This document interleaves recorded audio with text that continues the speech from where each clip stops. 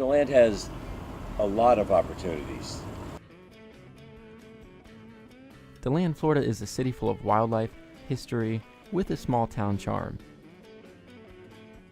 In the downtown area, there's always somewhere to go that brings back the simplicity of the past. When you're walking down the street, you can stop at the Athens Theater. It's been showing classic and independent films since the 20s. All right.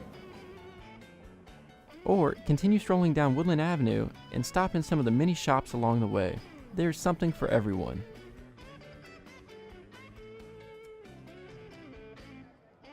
Down in Artisan's Alley, you can catch the farmers market on Friday nights. The market brings the community together through local art, food, and a good time.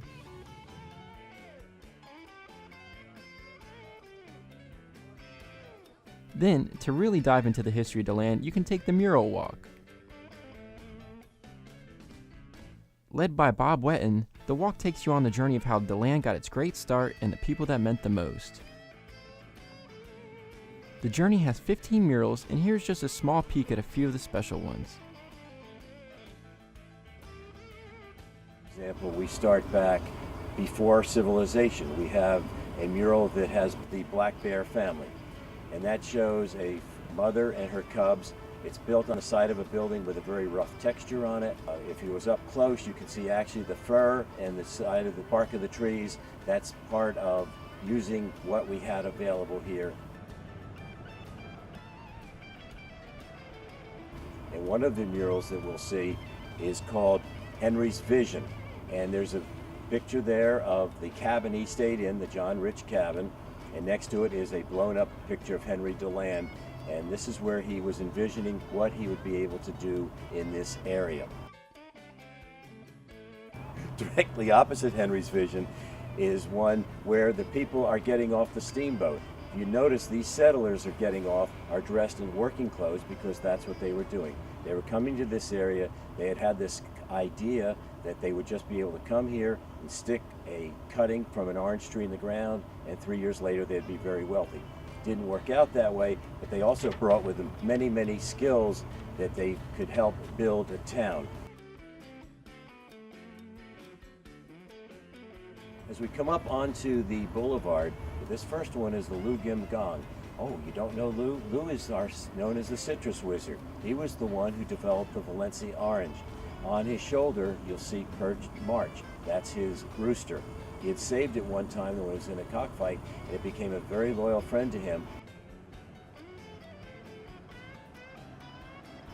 The next one that I really enjoy, and probably would be my favorite if I had one, is called Deland at the Turn of the Century. It's our longest one. It's over 100 feet long.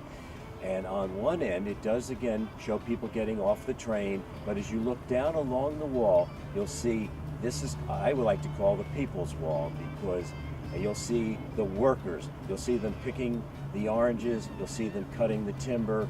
You'll see them working in the fields. And they represent a lot of our minorities and the people that this area was built on their back.